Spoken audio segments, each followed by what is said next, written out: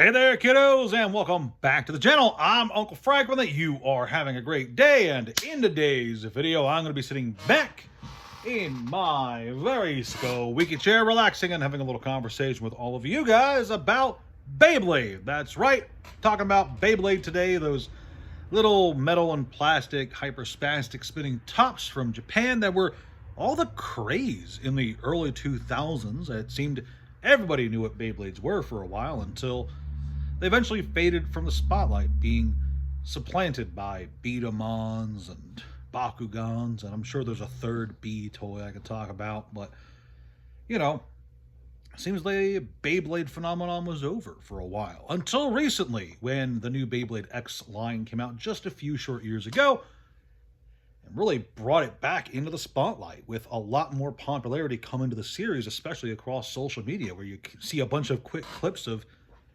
Beyblade battles doing all kinds of crazy stuff in new arenas. So, in today's video, just want to take you guys on a little jaunt down memory lane, talking about my opinions on Beyblade overall and the history of Beyblade and all that jazz. So let's begin with the history of Beyblade. Beyblade got its start over 3,000 years ago when the spinning top was first created.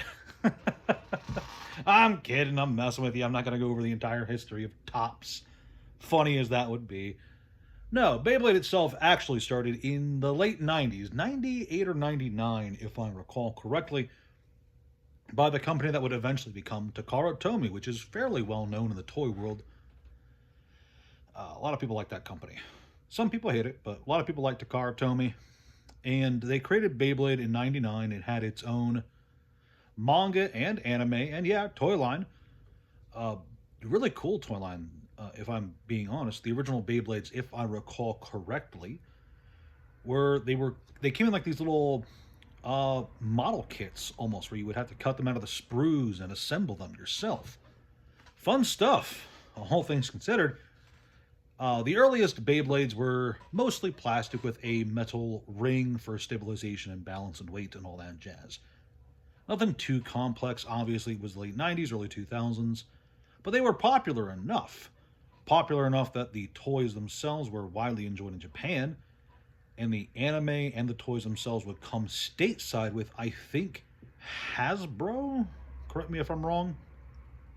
Yeah, I think it was Hasbro that got their distribution rights for international releases, which did, of course, bring the toy to the playground. And here's where we get into where most people my age, I think, would remember Beyblade of, you know, you grab a few loose packs of them at like Toys R Us or Walmart. You would go to the playground or after school and just slam your Beyblades against your friends' Beyblades until one of them either flew out of the dirt arena or got destroyed. And you know, you never kept your same Beyblade. After you played with one a few times, you would swap parts with all your friends and have a huge go of it. It was really fun. But yeah, you know, there was the Beyblade anime, which kept it going for a while. There was some people who were hyper excited about that, but sooner or later it did die down a bit. And while the Beyblade franchise moved on and changed and grew, I remember, let's see, 2000, I think it was 2002 when the first toy line dropped, and the anime was fine, not super captivating, but fine. I always remember the some of the sillier stuff. I think the anime thing was the tops had like spirits inside of them, and they were fighting for the fate of the world. It was like Yu-Gi-Oh, but less compelling than Yu-Gi-Oh, you know? I think there's only so many ways you can make spinning tops seem super engaging, whereas all the rules and mechanics of Yu-Gi-Oh kind of lent itself to an anime better. I don't know. I think I'm doing a poor job of explaining it, but point is, Beyblade itself faded out of popularity. Like I said, there was Bakugan came around in 06 or 07, something like that. And for a lot of the people who were Beyblade fans, Bakugan became the new thing. Especially since the Bakugan themselves were more mechanically interesting. You know, little balls that unfolded into all kinds of crazy monsters and such. That was really cool. And I think the anime was also more interesting. More people latched onto it naturally. So Bakugan kind of fell by the wayside in terms of, at least in my area, popularity. But it's not as if Bakugan stopped doing stuff. It's not as if they stopped releasing series. In fact, the Bakugan series was changing over time. They stopped being these little plastic toys, and eventually they became more metal infused, more robust, more powerful, with the Metal Fusion line, I think, which was the second release of Bakugan, that were much larger than the previous toys. In fact, if you brought one of the original toys of Bakugan to the playground with the Metal Fusion line, you would get destroyed because those things were beefy. A lot of people remember those. A lot of people also remember like all of the knockoff Bakugan that were coming out shortly after the series came to the West in general. There was all sorts of like really shoddy Chinesium Bakugan toys that you would get at any flea market. You could buy them from the same vendors you bought fake Yu-Gi-Oh cards from. They were everywhere. But that was just the thing. They were everywhere because there was an audience for them. Bakugan was such a big series for a while that it just naturally allowed itself to have this kind of knockoff stuff show up. And it was all kinds of silly ones too. You know, you would see the Chuck E. Cheese Bakugan, I think, was one that I remember from back in the day. Just had like the little Chuck E. Cheese character on the Bakugan chip part. That was fun. There were all kinds of silly things from back then that you just you kind of forget until you're thinking about it. Like there were knockoff ones that like lit up and such as you spun them.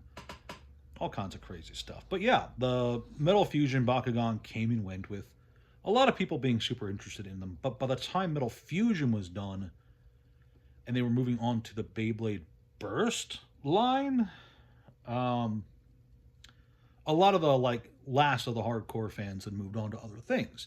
And that's just how, you know, that's how fads and franchises are. Fans slowly move on until there's a very small, very dedicated player base left over. And then, of course, it's up to the company to determine whether or not it's possible for them to bring in new fans. Well, Beyblade Burst did a fine job, in my opinion, of maintaining the core audience and keeping people engaged. There were new mechanics for the Beyblades themselves. They were a bit more robust. They redesigned the core of them a bit. But it wasn't until very recently that Takara Tomy had completely redesigned Beyblade from the ground up with the new Beyblade X line, 2023, I believe. And this was an overhaul of Beyblade. The tops themselves were redesigned, as was the arena they were playing in. There were all kinds of crazy new mechanics. The arena itself, actually, let's go back to that for a second. The arena had a complete overhaul. There was a new side pit traps added to the sides and corners of the arena. It was much more clearly designed to keep the Beyblades inside the arena. And there's this little groove of gears around the edge that is designed to kind of trap your Beyblade in it if they bump against it and propel them longer and keep them going longer and add force to their spin as they're rocketed around the arena. That's really cool, and it makes for some dynamic viewing, especially if you're someone going through like TikTok or Instagram and you see a Beyblade video pop up. It's very enticing, I think, to see the Beyblades kind of like feel like they're losing power and then hit the edge of the arena and then just kind of rocket back into the center with more force. It's really cool, and it makes for a way more engaging game, I think. Something that used to be just 5 minutes of you playing around with your friends in the playground after school and throwing your spinning tops at one another now is like this super organized, super fun toy battle that has leagues and tournaments and a point system and all that crazy crap.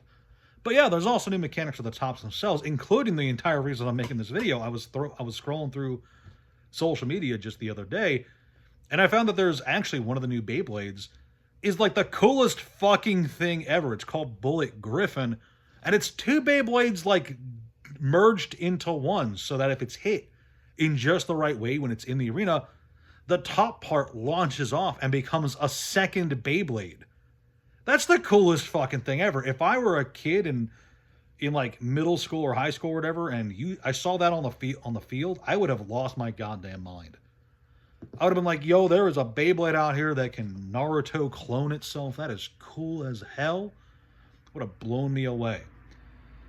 So yeah, I just wanted to say that there's some cool stuff in the world of Beyblade. They keep redesigning it, keep perfecting it, and with this new Beyblade X thing, it looks like they are doing a really good job of bringing interest back to the series, bringing fans back to the series, and bringing a lot of attention and eyes on Beyblade as a whole. Because there's a lot that can be said about the difference between OG Beyblades and the new stuff. The old ones, it's just some toys, some spinning tops, dynamics, sure, but they would slap against each other for a few seconds and then they're done. These new Beyblades, because of the way they're redesigned with the whole friction in mind and the force of the gears amplifying the speed of the Beyblades and all that jazz, watching them is just way more intense. They're more dynamic. They last longer. And some of them, like Bullet Griffin, have these crazy mechanics that cause them to like really shock you. Like I watched a video with the Bullet Griffin in it, and it blew my mind just seeing this tiny little blue guy pop out of the Beyblade. I was like, huh? I did the real time uncle face right there.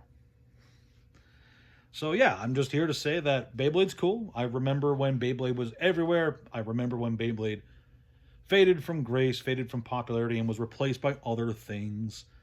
And I'm also here to say that Beyblade is back and more popular than ever, with good reason, because there's some cool stuff going on with the toy line. I am, in fact, planning on grabbing myself a Bullet Griffin because that's the coolest thing ever, and I will happily spend $40 just to have one of those on my person.